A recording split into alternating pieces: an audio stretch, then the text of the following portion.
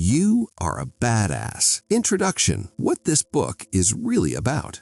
You Are a Badass is a self-development book designed to help readers recognize their own power, remove self-imposed limitations, and create a life aligned with confidence, purpose, and joy. Jen Sincero writes in a humorous, direct, and relatable tone, combining personal stories, mindset psychology, spiritual principles, and practical exercises. The core message of the book is simple but powerful.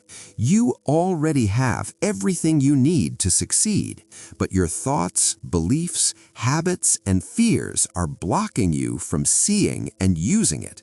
Rather than focusing only on motivation, the book challenges readers to reprogram how they think, change their relationship with fear, and take responsibility for their choices. Sincero argues that success is not reserved for special people.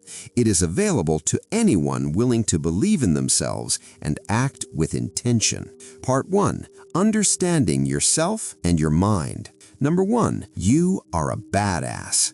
The opening chapter establishes the central idea of the book. Every person is powerful, capable, and worthy, even if they don't feel like it. According to Sincero, people are not born lacking confidence. They learn to doubt themselves through experiences, social conditioning, and negative self-talk. She explains that humans are energetic beings connected to something greater than themselves, whether you call it the universe, source energy, or life force. When people align with this energy, they feel confident and inspired. When they disconnect from it, they feel fearful and limited. The problem is not that people are weak. The problem is that they forget who they really are. Number 2. Your brain is your biggest obstacle. This chapter explains how the human brain is designed for survival, not happiness. The mind's job is to keep you safe, so it constantly looks for threats, even when there are none. Because of this, the brain prefers familiar situations, old habits, predictable routines. Change feels dangerous to the brain, even when change is positive. This is why people often sabotage themselves when opportunities arise. Sincero emphasizes that thoughts are not facts, they are habits. If you repeatedly think negative thoughts, your brain treats them as truth. The good news is that habits can be changed with awareness and practice. Number 3. Fear is the root of self-sabotage. Fear plays a major role in why people stay stuck. Fear of failure, fear of success, fear of judgment, and fear of change all hold people back. The author explains that fear often disguises itself as logic. People tell themselves they are being realistic, when in reality they are avoiding discomfort. Sincero argues that growth always feels uncomfortable. Waiting until fear disappears before taking action guarantees that nothing will ever change. The key lesson: feel the fear and do it anyway. 4. How you were conditioned. From childhood, people absorb beliefs from parents, teachers, society, and culture. Many of these beliefs are limiting, such as money is hard to earn, you must struggle to succeed, dreaming big is unrealistic, confidence is arrogant. These beliefs become internal rules that shape decisions and behavior. Most people never question them. Sincero encourages readers to examine where their beliefs came from and decide whether they still serve them. Just because a belief is old or common does not mean it is true. Part 2. Changing your thoughts and beliefs. 5. The power of belief. Beliefs shape reality. What you expect influences what you notice, how you behave, and what opportunities you allow yourself to pursue. If someone believes they are unlucky, they notice every setback. If someone believes they are capable, they look for solutions. The author explains that belief is not about pretending. It is about choosing thoughts that support your goals instead of sabotage them. 6. Changing your inner dialogue. Everyone has an internal voice that constantly comments on their actions. For many people, this voice is critical, judgmental, and discouraging.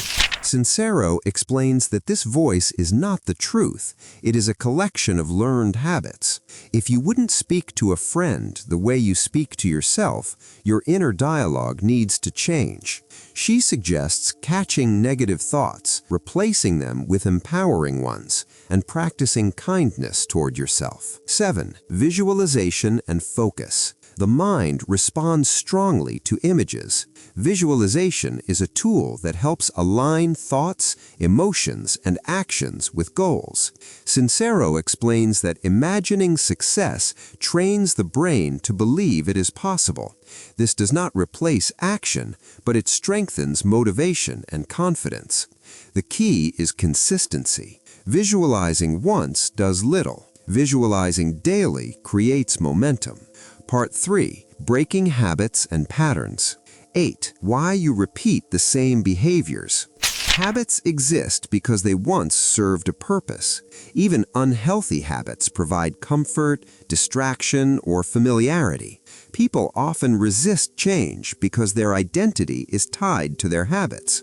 Changing behavior feels like losing part of yourself.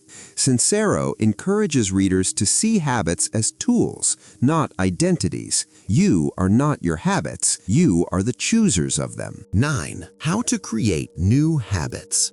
Creating new habits requires clear intention, repetition, and patience. The author emphasizes that motivation is unreliable. Commitment matters more. Small, consistent actions lead to long-term change. Self-discipline is framed not as punishment, but as self-respect. Part 4. Relationships and self-worth. 10. How you treat yourself shapes your relationships. People accept treatment that matches their self-worth. When you do not respect yourself, you tolerate unhealthy relationships. Sincero explains that improving self-love naturally improves relationships. Boundaries become clearer, communication improves, and unhealthy connections fall away. 11. Letting go of comparison. Comparison is one of the biggest obstacles to happiness. Comparing yourself to others ignores context, timing, and individual paths. The author reminds readers that everyone struggles, even those who appear successful. Social comparison is often based on incomplete information. Your journey is unique, and success looks different for everyone. Part 5. Money and success. Your relationship with money. Money is one of the most emotionally charged topics in the book. Sincero argues that money is neutral. It reflects beliefs rather than moral value. Negative beliefs about money include rich people are greedy, money causes problems, wanting money is selfish. These beliefs create resistance and limit earning potential. 13. Aligning with abundance. Abundance begins with mindset. When people believe there is scarcity, they act defensively. When they believe there is abundance, they act creatively. Sincero encourages readers to respect money, appreciate it, and believe they are capable of earning it. 14. Taking bold action. Money does not come from wishing, it comes from action. Inspired action often feels uncomfortable, risky, or unfamiliar. The author stresses that success requires courage. Waiting for certainty delays progress. Part 6. Living with purpose. 15. Discovering what you want. Many people are unhappy because they never ask themselves what they truly want. They follow expectations instead of passion. Sincero encourages honest self-reflection and permission to desire more. 16. Trusting yourself. Confidence grows through action. Each step taken reinforces belief in your abilities. The author emphasizes that mistakes are part of learning, not evidence of failure. 17. Commitment and responsibility. You are responsible for your life, not your parents, circumstances, or past experiences. This idea is not meant to shame, but to empower. Responsibility equals control. Part 7. Spiritual alignment and energy. 18. Energy and intention. Thoughts and emotions influence energy. Positive intention aligns action with opportunity. Sincero encourages mindfulness, gratitude, and trust in the process. 19. Gratitude and awareness. Gratitude shifts focus from lack to abundance. It does not ignore problems, but balances perspective. Daily gratitude practices reinforce optimism and resilience. Conclusion: becoming a badass for life. The final message of the book is empowerment.